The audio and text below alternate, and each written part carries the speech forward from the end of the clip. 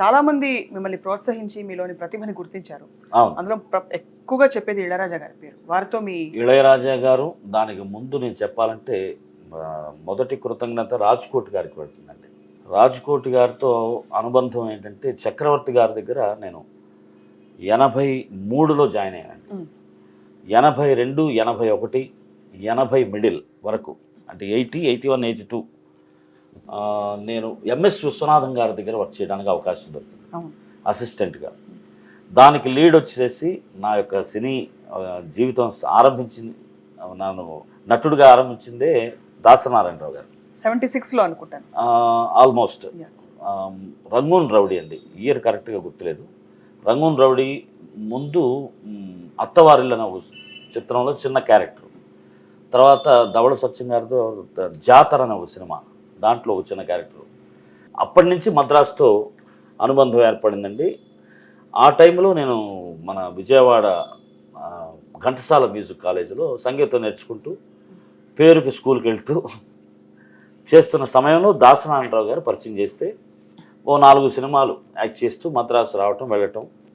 కేటుగాడ్ అనే సినిమా మోహన్ బాబు గారు చిన్నప్పుడు యాక్ట్ చేసి, ఈ రాకపోకల మధ్యలో కొంచెం వయసు పెరిగింది నాకు. 13, 14 ఏళ్ళు వచ్చేటప్పటికి ఓ ఆడదేవు మగాడు కొత్త నటీనటులతో మేము స్టార్ట్ చేస్తున్నామని దాసనారాయణరావు గారు పెద్ద యాడ్ వచ్చింది. వచ్చి మా మదర్ని పిలిచారు.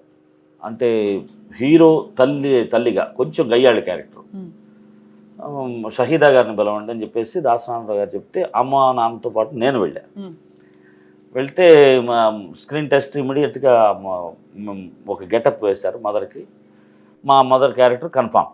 దీంట్లో అసోసియేట్ డైరెక్టర్స్ ఉంటారు కదా, వాళ్ళు మంచి హీరోయిన్ తమ్ముడు క్యారెక్టర్, మంచి క్యారెక్టర్ ఉంది, కాకపోతే నువ్వు పెద్దోడు అయిపోతావు అంటే, సార్ నాకు అది కావాలి సార్ ఆ క్యారెక్టర్. మమ్మల్ని అడిగితే ఎట్లా, నువ్వే డైరెక్టర్ గారిని అడుగు.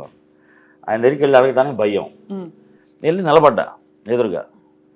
చూసినప్పుడంతా నమస్కారం పెడుతున్నా. నన్ను ఇట్లా చూసి సరే అంటే వెళ్ళిపోమ్మనే మిగతా పనిలో పడుతున్నాడు ఆయన. మళ్ళీ చూస్తే నమస్కారం అంటున్నా, అక్కడే ఉంటున్నా. ఓ 3 సార్లు అయిన తర్వాత ఏంట్రా ఏంటి ఏమన్నా చెప్పాలా నాకు, ఒక్క నిమిషం వాళ్ళని బయటికి పంపిస్తే మీతో పర్సనల్గా మాట్లాడాను.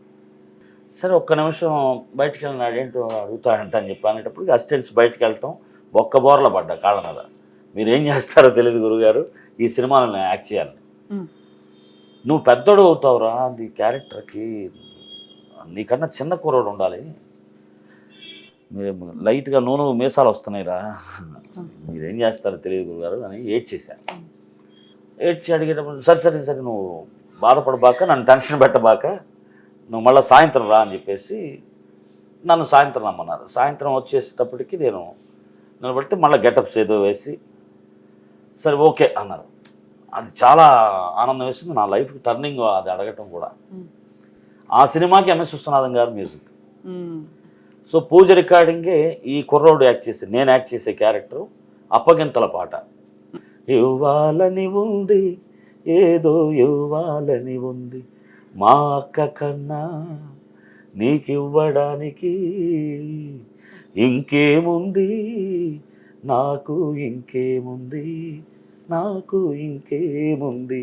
మా నాన్నగారు వచ్చేసి పక్కన తీసుకెళ్ళి విశ్వనాథం గారికి మావాడు యాక్ట్ చేస్తున్నాడండి అంటే నమస్కారం చేశాను.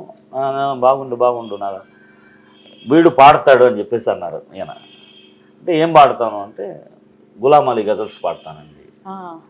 గులాం అలీ గజల్స్ అనేటప్పటికీ సరే పాడు అంటే మీ హార్మోని అని ఆయన ముందు ఆయన హార్మోని తీసుకొని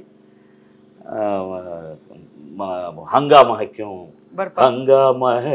బర్పా థోడీ సి జో పీలీ హై సరిగా పాడేటప్పటికి నీ గొంతు బాగుంది, ఇప్పుడు ఈ కుర్రోడికే కదా ఈ క్యారెక్టర్ వేస్తుంది, అరే నువ్వు పాడతావా ఈ పాట అన్నారు ఆయన. సరే సార్ అన్న. నేర్పించారు పాట. విత్ ఆర్కెస్ట్రా మొత్తం సెట్ చేసి నన్ను వాయిస్ రూమ్లో పంపించి ఒక 2 మానిటర్స్ చూసి రికార్డ్ చేశారు. రికార్డ్ చేసి వినిపించారు. నాలో ప్రొఫెషనలిజం తక్కువైంది కనపడింది. తర్వాత ఆ ఎక్స్ప్రెషన్స్లో వాయిస్ అప్ అండ్ డౌన్స్, మనకి ఆ రికార్డింగ్ టెక్నాలజీ తెలియనందువల్ల మామూలుగా పాడేశాం కదా, కొన్ని చోట్ల ఎక్స్ప్రెషన్ లేకుండా.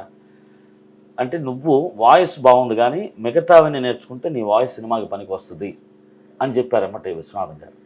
చెప్పి నీకు ఇంట్రెస్ట్ ఉంటే ఈ సినిమా అయిపోయిన తర్వాత నా దగ్గర వచ్చి జాయిన్ అవ్వు అన్నారు. 10 నిమిషాలకి బాలుగారు వచ్చి బాలుగారు పాడారు ఆ క్యారెక్టర్కి, నా క్యారెక్టర్. సో ఆ విధంగా పూజ రికార్డింగ్లో విశ్వనాథం గారి పరిచయం ఆ సినిమా అయిపోయిన తర్వాత వారి దగ్గర అసిస్టెంట్గా చేరడానికి కారణమైంది. వారి దగ్గర అసిస్టెంట్గా 2 ఇయర్స్ వర్క్ చేశానండి. 2 ఇయర్స్లో ఎన్నో ఒడిదుడుకులు. నైట్ టైం హోటల్స్లో పాడేవాడిని, ఇంటి రెంట్ కట్టుకొని పగలంతా ఆయన దగ్గర వర్క్ చేసేవాడిని. ఆయన దగ్గర పేమెంట్ ఏమి ఉండేది కాదు, వర్క్ నేర్చుకోవడమే.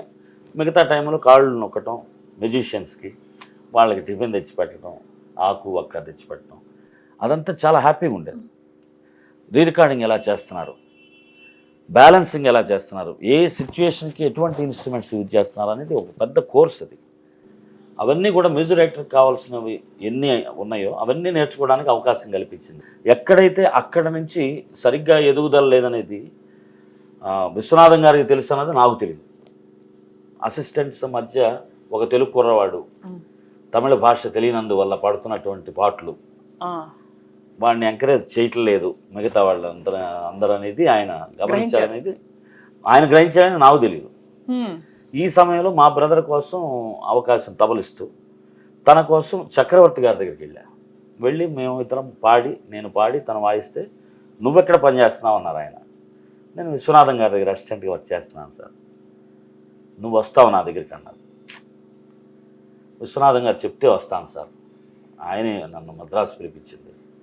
ఇమ్మీడియట్గా విశ్వనాథం గారికి ఫోన్ చేసి తెలుగు కుర్రాడు నాగూర్ బాబా అనే కుర్రాడు మీకు అవసరమా, లేదంటే నేను తీసుకుంటాను, ఆ కుర్రాడు నాకు ఉపయోగపడతాడు, చాలా ఇబ్బంది పడుతున్నాడు ఇక్కడ, వాడికి లాంగ్వేజ్ తెలియకపోవటం మెయిన్ డ్రాబ్యాక్, నేను వాడిని ఎంకరేజ్ చేస్తే మిగతా వాళ్ళందరికీ ఇంకా వీడి మీద వేరేలాగా జలసీ పెరగచ్చు అనేది నాకు ఫీలింగ్ ఉంది, మీరు ఇమ్మీడియట్గా తీసుకెళ్ళండి అని చెప్పేసి ఆయన గ్రీన్ సిగ్నల్ ఇస్తే మా బ్రదరు కృష్ణా చక్ర అనే వారి దగ్గర తబలిస్ట్గా చక్రవర్తి గారు అవకాశం ఇప్పించి నేను ఆ రోజు అసిస్టెంట్గా చేరిన క్షణం నుంచి చక్రవర్తి గారు ఇచ్చినటువంటి ఆ మహానుభావుడు నాకు ఇచ్చిన ఎంకరేజ్మెంట్, రీ రికార్డింగ్ మార్కింగ్ అంటారు, ఎక్కడ మ్యూజిక్ స్టార్ట్ అవ్వాలో 16 ఫ్రేమ్స్కి మార్కింగ్, అక్కడి నుంచి బ్యాలెన్సింగ్ నుంచి 100 పీస్ ఆర్కెస్ట్రా కండక్ట్ చేసే వరకు అన్నీ నేర్చుకున్నాను ఆయన దగ్గర.